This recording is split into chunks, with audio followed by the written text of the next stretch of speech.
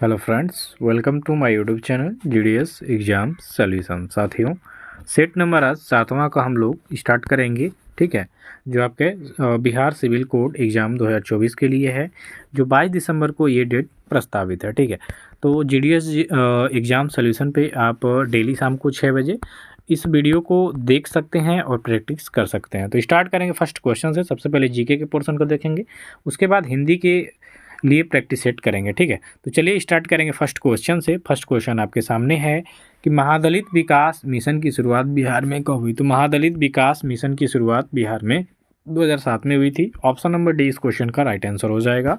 इसके बाद है बिहार में कोरा जनजाति किन जिलों में पाई जाती है। तो बिहार में कोरा जनजाति की बात करेंगे तो ये आपके जमुई, मुंगेर और कटिहार, इन तीनों जिलों में पाई जाती है। तो इस तरह से इस क्वेश्चन का ऑप्शन नंबर डी करेक्ट हो जाएगा। इसके बाद नेक्स्ट क्वेश्चन की बात कर लेंगे कि जनगणना 2011 के अनुसार बिहार में ग्रामीण लिंगानुपात पूछ रहा है। तो लिंगानुपात मतलब होता है प्रति 1000 पुरुषों पे महिलाओं की जो संख्या होती है वही लिंगानुपात होता है। तो जनगणना 2011 के अनुसार बिहार में ग्रामीण लिंगानुपात की बात करेंगे तो ये 921 था, यानी कि प्रति 1000 पुरुषों पे 921 ग्रामीण महिलाएँ थी। तो ऑप्शन नंबर यहाँ पे आपका बी हो जाएगा। इसके बाद है बिहार का छपरा किस नदी के तट पर स्थित है। इससे रिलेटेड क्वेश्चन आपके आएंगे एग्जाम में। तो बिहार का छपरा जो शहर है, छपरा जिला भी कह सकते हैं, ये आपके घाघरा नदी के किनारे पर स्थित है। ऑप्शन नंबर यहाँ पे बी हो जाएगा करेक्ट आंसर। इसके बाद है नेक्स्ट क्वेश्चन में, भारत की स्पेस एजेंसी का नाम क्या है। तो भारत की स्पेस एजेंसी है इसरो। ठीक है, इंडियन स्पेस रिसर्च ऑर्गेनाइजेशन, भारतीय अंतरिक्ष ठीक है अनुसंधान संस्थान है इसरो। ठीक है, तो भारत की स्पेस एजेंसी का नाम क्या है, इसरो। ठीक है, नासा आपके अमेरिका की स्पेस एजेंसी है, ये भी याद रखिएगा। डीआरडीओ भारत का एक रक्षा अनुसंधान है, याद रखिएगा, भी भारत का डीआरडीओ। और भारत की स्पेस एजेंसी का नाम है ISRO, Indian space research organisation, भारतीय अंतरिक्ष अनुसंधान संस्थान, ये आपका इसरो है। तो सी ऑप्शन यहाँ पे आप सही करेंगे। इसके बाद है नेक्स्ट क्वेश्चन पर, विश्व स्तर पर सबसे बड़ी रेल व्यवस्था किस देश की है। तो विश्व स्तर पे सबसे बड़ी रेल व्यवस्था आप देखेंगे तो इसमें आपका अमेरिका का नाम आएगा। भारत की बात कर लेंगे तो भारत इसमें तीसरे स्थान पे आता है। ठीक है, और पहले स्थान पे आपका आता है अमेरिका कि विश्व स्तर पे रेल व्यवस्था जो सबसे बड़ी है ये आपके अमेरिका देश की है। तो यहाँ पे आप ऑप्शन नंबर ए को करेक्ट करेंगे। इसके बाद है एशिया के ज्योतिपुंज के नाम से कौन जाना जाता है। तो लाइट ऑफ एशिया। ठीक है, light of Asia, light of Asia किसे कहा जाता है। तो लाइट ऑफ एशिया कहा जाता है महात्मा बुद्ध को। एशिया का ज्योतिपुंज के नाम से इनको जाना जाता है, किनको, तो ये जो आपके महात्मा बुद्ध हैं। महात्मा बुद्ध की बात करेंगे तो ये बौद्ध धर्म के संस्थापक थे। बौद्ध धर्म के क्या थे, संस्थापक थे। ठीक है, तो याद रखिएगा। नेक्स्ट है, दिल्ली के किस सुल्तान ने सबसे ज़्यादा नहरों का निर्माण करवाया था। तो नहरों का निर्माण सबसे ज़्यादा नहर का निर्माण कराने वाला प्रथम नहीं पूछ रहा है, ये पूछ रहा है सबसे ज़्यादा नहरों का निर्माण किसने करवाया था। तो ये फिरोज शाह तुगलक के द्वारा कराया गया था। ऑप्शन नंबर सी इस क्वेश्चन का राइट आंसर हो जाएगा कि दिल्ली के जो फिरोज शाह तुगलक थे, दिल्ली सल्तनत के शासक, इन्होंने सबसे ज़्यादा नहरों का निर्माण करवाया था। तो सी ऑप्शन यहाँ पे आप करेक्ट कर सकते हैं। अंग्रेजी शासनकाल में भारत का कौन सा क्षेत्र अफीम उत्पादन हेतु प्रसिद्ध था। ये आपका काफ़ी ज़्यादा इंपॉर्टेंट क्वेश्चन होगा। तो अंग्रेजी शासनकाल में भारत का जो बिहार क्षेत्र था ये अफीम के उत्पादन में भी प्रसिद्ध था। ठीक है, विश्व प्रसिद्ध नहीं कहेंगे, प्रसिद्ध था। ठीक है, अफीम उत्पादन के लिए बिहार क्षेत्र, अफीम और नील की खेती के लिए, ये भी याद रख लीजिए। नील चंपारण 1917 में, महात्मा गांधी, है ना, राजकुमार शुक्ल, ये याद करने वाली चीज़ है। इसके बाद है मुंडा विद्रोह का नेता कौन था। तो मुंडा विद्रोह की बात कर लेंगे तो मुंडा विद्रोह का नेता थे बिरसा मुंडा। बिरसा मुंडा, देखिए बिरसा मुंडा जो थे ये झारखंड के पक्ष में थे। किसके पक्ष में, झारखंड के पक्ष में। ठीक है, ये अलग से झारखंड राज्य बनवाना चाहते थे बिरसा मुंडा जी। तो मुंडा विद्रोह का नेता था, अंग्रेजों से लोहा लेने वाले थे बिरसा मुंडा जी। ठीक है, यहाँ पे आपका सी ऑप्शन करेक्ट हो जाएगा। इसके बाद है भारतीय राजनीतिक व्यवस्था में इनमें से कौन सर्वोच्च हो जाएगा। तो इनमें से सर्वोच्च हो जाएगी आपकी जो संविधान है। ठीक है, आपका जो संविधान है ये क्या हो जाएगा, सर्वोच्च हो जाएगा। तो बी ऑप्शन इस क्वेश्चन का राइट आंसर हो जाएगा। इसके बाद है संसद के संयुक्त सत्र की अध्यक्षता कौन करता है? तो संसद के संयुक्त सत्र की अध्यक्षता किया जाता है किसके द्वारा? तो ये किया जाता है लोकसभा के अध्यक्ष के द्वारा। ए ऑप्शन इस क्वेश्चन का राइट आंसर हो जाएगा कि संसद के संयुक्त सत्र की अध्यक्षता लोकसभा अध्यक्ष के द्वारा किया जाता है। ए ऑप्शन इस क्वेश्चन का करेक्ट आंसर हो जाएगा। भारत के संविधान का निम्नलिखित में से कौन सा अनुच्छेद प्रेस की स्वतंत्रता से संबंधित है? तो प्रेस की स्वतंत्रता से संबंधित आर्टिकल यहाँ पे आपसे पूछ रहा है, तो आर्टिकल 19 यानी कि अनुच्छेद 19, अनुच्छेद जो 19 है, ठीक है, ये आपके प्रेस की स्वतंत्रता से संबंधित है, तो डी ऑप्शन इसका सही करिएगा। इसके बाद क्या है आपका, निम्नलिखित में से कौन सा विषय समवर्ती सूची में है? तो कौन सा विषय समवर्ती सूची में है? तो ये आपका हो जाएगा जो शिक्षा है, ठीक, शिक्षा आपके समवर्ती सूची। देखिए कृषि राज्य हो जाएगा, पुलिस राज्य हो जाएगा, रक्षा आपके केंद्र के सूची में है, केंद्र सूची, और एक राज्य सूची होता है। 3 सूचियाँ होती हैं, सभी लोग जानते हैं, केंद्र सूची, राज्य सूची और समवर्ती सूची।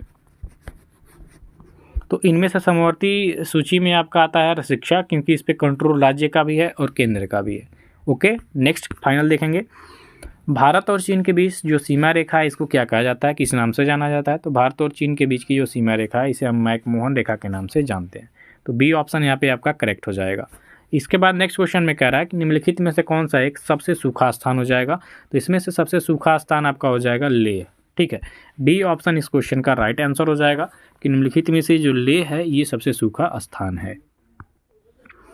रेगुर किसका नाम है? तो रेगुर मिट्टी है। रेगुर मिट्टी किस मिट्टी का अन्य नाम है?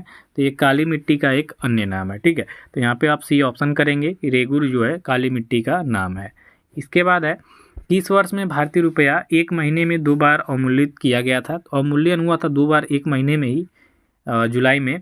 तो ये वर्ष हो जाएगा आपका कौन सा? 1991 में, 1991 में जुलाई के महीने में 2 बार जो रुपया है इसका अवमूल्यन किया गया था। तो बी ऑप्शन करेक्ट हो जाएगा। नेक्स्ट है वर्षा के बूंद की गोलाकार आकृति का कारण बताना है। तो ये आपके पृष्ठीय तनाव के कारण होता है। जो वर्षा की जो बूंद होती है गोल होती है, ये पृष्ठीय तनाव के कारण होती है। इसके बाद है आपका हर्ट्ज में क्या मापा जाता है? तो हर्ट्ज से हम आवृत्ति का मापन करते हैं, ध्वनि की आवृत्ति का। तो यहाँ पे बी ऑप्शन हो जाएगा आपका। इसके बाद है निम्न तत्वों में से किसमें न्यूट्रॉन नहीं होता है? तो इसमें न्यूट्रॉन नहीं होगा, तो भैया जो हाइड्रोजन है इसमें न्यूट्रॉन नहीं होगा। सी ऑप्शन करेक्ट हो जाएगा। नेक्स्ट है मनुष्य की खोपड़ी में कितनी अस्थियां होती हैं? यहाँ पे हस्ती हो गई है, तो 29 होती है, याद रखिएगा। टोटल 29 होती है मनुष्य की खोपड़ी में। तो डी ऑप्शन यहाँ पे आप करेंगे। इसके बाद हम हिंदी से संबंधित क्वेश्चन को कवर करेंगे भाई। तो इसके लिए हम लोग सबसे पहले कलर को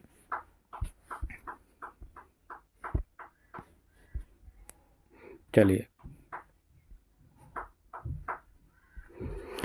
तो हिंदी का सबसे पहला क्वेश्चन है कि कौन सा शब्द भाववाचक संज्ञा है? तो इसमें से भाववाचक संज्ञा आपको बताना है, तो ये आपका मिठास हो जाएगा, ठीक है।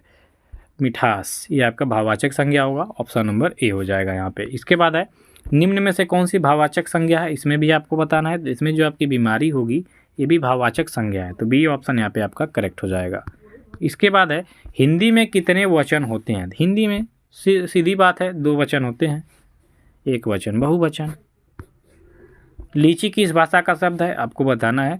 तो लीची की बात करेंगे तो लीची एक चीनी भाषा का शब्द है, ऑप्शन नंबर डी करिएगा, ठीक है। हिंदी फटाफट देख लेंगे हम लोग। आंशिक में कौन सा प्रत्यय लगा है? आंशिक में प्रत्यय पूछ रहे हैं, यानी लास्ट वाले में, ठीक है। तो आंशिक में प्रत्यय लगा है आपका इक प्रत्यय, ठीक है। स्व छोटी की मात्रा और क इक। आंशिक, आंशिक जब आंशिक बोले हैं तो इक आ रहा है ना, तो इसमें इक प्रत्यय लगा हुआ है, तो सी ऑप्शन हो जाएगा। परिभाषा में कौन सा उपसर्ग है, यानी कि पहले वाला का बताना है। तो परिभाषा में उपसर्ग की बात करेंगे तो इसमें आपका परि, जो देखिए सीधा लिख रहा है परि, ठीक है, भाषा। तो परिभाषा में कौन सा आपका उपसर्ग हो जाएगा? तो परि हो जाएगा। नेक्स्ट है मिठास शब्द में किस प्रत्यय का प्रयोग किया गया है? तो मिठास शब्द की बात करेंगे तो मिठास, ठास, ठीक है, मिठास यहाँ पे किसका हो रहा है? आस का। यहाँ पे डी ऑप्शन इसका करेक्ट हो जाएगा, ठास नहीं होगा, आस हो जाएगा। प्रत्याशा शब्द में उपसर्ग हो जाएगा, तो प्रत्याशा शब्द में उपसर्ग की बात करेंगे तो प्रति हो जाएगा। यहाँ पे ए ऑप्शन करेक्ट हो जाएगा, ठीक है। नेक्स्ट है निम्नलिखित में निर्देशक चिन्ह कौन सा है? तो निम्नलिखित में निर्देशक चिन्ह आपका ये हो जाएगा। ऐसे जो किया जाता है ये निर्देशक चिन्ह, इसको डिनोट करते हैं, तो यहाँ पे आपका सी ऑप्शन हो जाएगा। नेक्स्ट है स ध्वनि का उच्चारण स्थान है। तो बड़ा स जो हम बोलते हैं स, ये ध्वनि का उच्चारण कौन सा हो जाएगा इसमें, तो इसमें आपका तालु हो जाएगा। डी ऑप्शन करेक्ट हो जाएगा। ठीक है, चलिए नेक्स्ट क्वेश्चन देखेंगे। घोंसला का बहुवचन शब्द दिए गए विकल्प में से कौन सा हो जाएगा। तो घोंसला का बहुवचन आपको बताना है, तो ये आपका हो जाएगा घोंसले।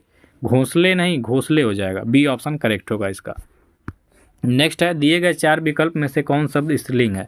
तो सीधा इसमें दिख रहा है प्रकृति, ये स्त्रीलिंग है। दुपट्टा, महोदय, अध्यक्ष, इसमें स्त्री का बोध नहीं हो रहा है, प्रकृति में स्त्री का बोध हो रहा है, तो ये प्रकृति आपका हो जाएगा स्त्रीलिंग। ये ऑप्शन करेक्ट हो जाएगा। नेक्स्ट है, अनुमान का विशेषण हो जाएगा। तो अनुमान का विशेषण अनुमानित हो जाएगा। ठीक है, विशेषण। बी ऑप्शन करेक्ट हो जाएगा। इसके बाद है आपका मोहनी एक अच्छा विद्यार्थी है। मोहन एक अच्छा विद्यार्थी, यहाँ पे मोहनी हो गया। मोहन एक अच्छा विद्यार्थी है, वाक्य में विशेष से आपको बताना है। तो इसमें जो आपका विद्यार्थी है ये आपका विशेष है। विशेषण और विशेष से दो होता है ना, तो विद्यार्थी आपका इसमें से विशेष से है। सी ऑप्शन करेक्ट होगा।